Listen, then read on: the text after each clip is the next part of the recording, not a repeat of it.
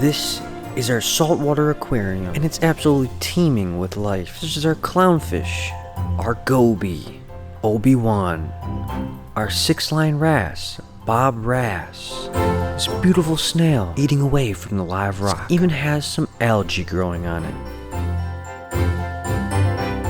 And just when we thought everything was going swimmingly,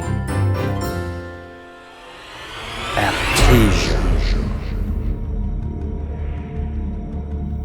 Pests stinging our fish, killing our corals, and anemones that we place in here. This is a serious problem. So what are we gonna do about it? We got Lee right here, and he's got some answers. Aptasia is definitely an invasive pest. It can grow very rapidly. One of the big things that you want to make sure you do, not have excess nutrients and not have poor lighting in your tank. The other thing is that we can actually get Bergia nudibranch. They're obligate Aptasia consumers, so that's the only thing that they can eat. So it's unlike your Aptasia eating filefish, different shrimp and things that are recommended for Aptasia. But those things can also eat other food, so they can get full before they even want to eat the Aptasia. And then they also sometimes can nip at corals that we would want in here. What is a nudibranch? So it's a sea slug, so it's an invert.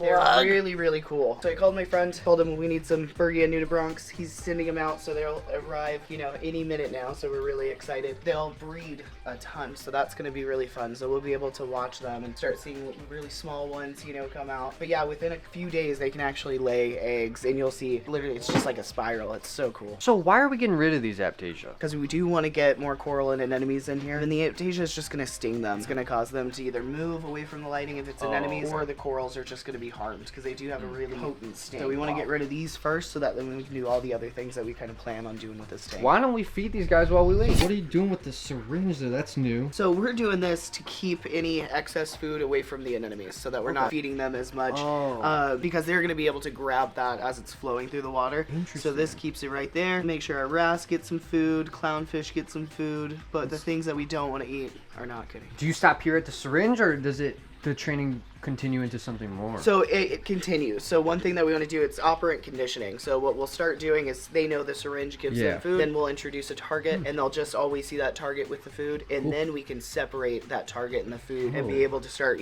target training them to different areas of the tank. It's having them doing tricks. Same thing we're going to be doing with the sharks and stingrays across the street. Archer fish, everybody. So everybody will be target trained either to a specific area of the tank or for a specific action, and that's going to help us with vet care. We can do better physicals with the stingray is willing to get into a net, and we have that trained. The same thing, we need to weigh all of our animals to make a diet. We're gonna have them be more willing to go into a net so that it's not stressful for them. He'll get there. I love Bob Wrasse's eyeballs. They have that red eye with that yellow striping at the top and bottom. They're one of my favorite small wrasses. The goby down there, that's so cool. You want to feed? What, you want to feed? Yeah, I want to feed. Well, let's go get some food then. Grab a few of these. Have you ever fed our fly river turtles? I think once ever. Sick. Well, let's do it again. I think he can grab it right out of your hand. Cool thing about these guys, though. Oh my god. AJ, now he's gonna go to the bottom. Here we go. Hold on. There you go. Let's go. Awesome thing about these, here, grab a couple more, is when we have them at the Legacy, you'll be able to do the same thing. As we go over to Ike over here, we'll pet him first. He actually has been enjoying getting pets, so he's getting really used to humans. See if he'll eat off of AJ's hand as well. So this is a new experience that we've never had to offer at the Reptarium. Not only will you be able to come, you're doing a drop it, get him on his head. Bang. And it's on a shot. They're gonna have an awesome little tank, and you'll be able to come pet them and feed them. They get big, Gabby. I was just watching and I want to feed him now. That's an extra charge. Did he almost bite your fingers? No, he's so gentle. It was so Oh, I cute. dropped it. That was an accident. Oh, wait, sorry, buddy. Here you go. He's got trust issues with me now. All right, AJ. I got something else for you. Let's go. Lee! What the? They're here? They're here! Let's see what these look like. I looked up, I did a sneak peek Google. I'm not gonna lie, and they are awesome. The suspense is killing me. Paper. Yeah. Tiny. They're microscopic. They're little babies. Where are they? There's In there. Oh my god, they're so small. Oh, there. Right here, right here. There's a handful. 1, 2, 3, 4, 5. Cool. Those are really cool. I'm sure. There's there probably should be. some at the lid too. Yeah. So we got the bottle right here with our 10 nudibranchs. What was the first name of it? The Bergia. Bergia nudibranchs. Abby in the background still trying is my favorite Yeah, part of that's this. ridiculous. Oh, she got it. She did it. Oh, you did it. You did it. Yay! It's a day of wins. So first we will acclimate them to temperature, sitting in the tank for about 20 minutes, and then after that we can acclimate them to the water, and then after that we can put them in the tank. Let's go. Oh yeah, you can see them a lot better when they're Oh, down that in there. long one looks cool. Now, are all of them going into the tank right here? So I'm gonna put a couple in this back sump area, not the one near the pump, because we do have some aptasia back in that intake, and then the other ones will come out here. A few reasons we also want to do that is because wrasses can definitely be very excited about some of the nudibranchs. So what we want to do is be able to give them enough time to be able to start laying eggs and breeding before the wrasse gets to eat all of them. All right, AJ, this time for real. Let's go. Woo. Bye-bye. It's so hidden no one could see it. Are you in there? Oh, hi. I got roughly 8 pellets. Really? Yeah, here you go. Now let's feed Josh. Do you know who Josh is, The AJ? diamondback turban? The diamondback terrapin. Look at him. He's the cutest little dude ever. Things are so tiny. Come on, man. I can't grab them. Hurry up. Look at him. He's ready. You like turtles, AJ? Oh, Oh! almost. God, you almost got your finger. Oh! AJ! Did it hurt? No. That was Are cool. you sure? Are you bleeding? No. Okay. That was cool. He leaped. Got that long neck. He's so hyped about it. He's like, I just got him. He's like, ooh, I had a little boy finger. Oh, he's got that quick little snap, like a little snapping turtle. Here we go. Uh-oh, uh-oh. Oh, that's awesome. I don't think you usually feed him by the finger, but that's okay. Here we go. Oh, I dropped Oh, it. man. Oh, he went for, oh, There he we got go. You like turtles? it. Yeah. Just a few more. They're kind of like turtle sprinkles, if you will. Did you like turtles? No, I'm joking. Catch a lot of turtles in Florida? Or not? Yeah, the last trip I went, I just caught a massive one. Did you have to dive in or something, or was it on land? It wasn't on land. I had to use the stick and I splashed the water, but they would come over because there was a big pond and there was like 20 of them. Oh, And so, wild? yeah, I would like splash the water and they would come up. And then some would have algae, so it would be hard to grab them, but I would like grab them and turn them and pick them up. Do you like turtles? Again! Yeah, perfect. Are they still out? I totally forgot. Alright, AJ, I forgot if I asked if you like turtles or not, but here's this, and here's this, and we're gonna feed a turtle, because I think you like those. You ever catch any snapping turtles out there? Yeah, I've caught normal, common, but never an alligator snapping turtle. There you go. Bang! I've seen some alligator snapping turtles. Yeah, they crush you. They're crazy. So you just moved to Michigan. I think in the summertime, you might have to take the kayaks out, go finding some wild snappers. That would be fun. Yeah, that would be fun. We went to this park where people were kayaking. It was like mud, so I thought it was a rock, so I wiped the face, and it was a common snapping turtle. Oh, God! Things like this. Oh, my I was like, goodness! "It's a rock. I'm gonna wipe it, see how it looks, and it was a common snapping turtle. Dude, that's crazy. Yeah.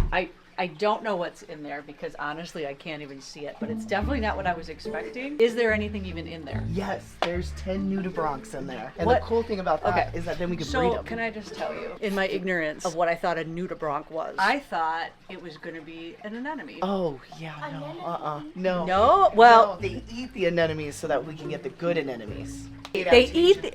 So these eat the anemones. So why would we want them if we get an anemone and they're going to eat it? They only eat aptasia, so they won't eat bubble tip anemones, anything like that. Stop it. Where did it come from? Where did the bad ones come from? Hitchhikers. Did you so, buy the bad ones? No, they come in on live rock, which is fun. So if we don't Yes. quarantine When the we live bought rock, an anemone well, once, it came in on that live rock with the anemone. and Yes. then it Okay. just spreads. Okay, Yeah. so these little things are going to live and eat those things. Yes, yes. And so once all of those stringy things are gone, then we can get new. Yes, yes, Oh, now I understand. Yeah. So they're kind of like the isopods, where they just like okay. Exactly. Yep. It's a water isopod. Now I get it. Water isopod. Matilda, you like tortoises? I like tortoises. Look at her. And if you guys remember, a handful of months ago, Matilda was actually having some like leg problems. We had to move her to my parents' backyard and stuff. As you can see, she's doing much, much better. And that kind of leads into, you saw that we were getting ready for the reptile side to get open. So she's gonna have her little home with the capybara, little water. That's gonna be crazy with the cappy. I know, it's gonna be so cool. I hope that they They are get so best big. friends. One last feeding for the day. Yeah, that sounds good. And while we're acclimating our new nudibranch, you can literally see the aptasia is clinging to the bottle, trying to eat our brand new sea slugs. That just gives you an idea how much of a problem these aptasia are and why we need to eradicate them immediately. Now it's time to release them. They'll slowly move out of the vial and go onto the rocks. It's going to be a little bit better to have them just kind of slowly move themselves out. The nice thing is that it also allows them to immediately go into like a crevice so that they're not getting picked on. Wrasses definitely like to pick on nudibranchs, so he's going to be in timeout for a couple days until they're able to establish themselves, and then they'll start laying eggs, so we'll have a time. If he picks off, you know, 1 or 2 occasionally, it won't really be that big of a deal because we'll have a whole army. But we have 10, which is quite a bit for this size of the tank, which is nice for us because it'll allow us to breed them for across the street. With the amount of aptasia that we have, I would say maybe 2 weeks, a month tops before we can start getting corals and anemones and all that fun stuff. Well, awesome. Super happy that we have a solution for a slight problem we have, as well as it's going to be super fun future videos where we actually get some more stuff that we can put inside here. I'm so excited. Woohoo! Man, they got the chillers on. Woo! Last feeding for the day, we're going to feed these Dr. Fish and just relax a little bit. Aren't you supposed to be at school? Voting. Didn't know that 9-year-olds can vote? No. The only thing that's been in here is my fingers and my head. That's good because it's a foot spot. Well, it's a great way to end the day, you know? Got some sea slugs. We fed a few things, and now... Oh, my shoes! She ran over my shoes! Matilda ran over your shoes. Now we just get to do one of Dad's favorites and just get our She toes stole my nibbled on. Oh, she stole my shoe. Oh, dang! How are you gonna get that out? Oh, I hope she doesn't pee, dude. I'm getting new shoes today! She's been dragging it across the floor. So you're gonna pee all over your shoes? I don't know if she's peeing or not. Well, you see that giant clump of stuff by his foot? Oh, dude. I did not drag my feet like That's that. on your shoe. That's not feet. It's a long story for Ask Your Parents. Oh, that's wet! Just in time.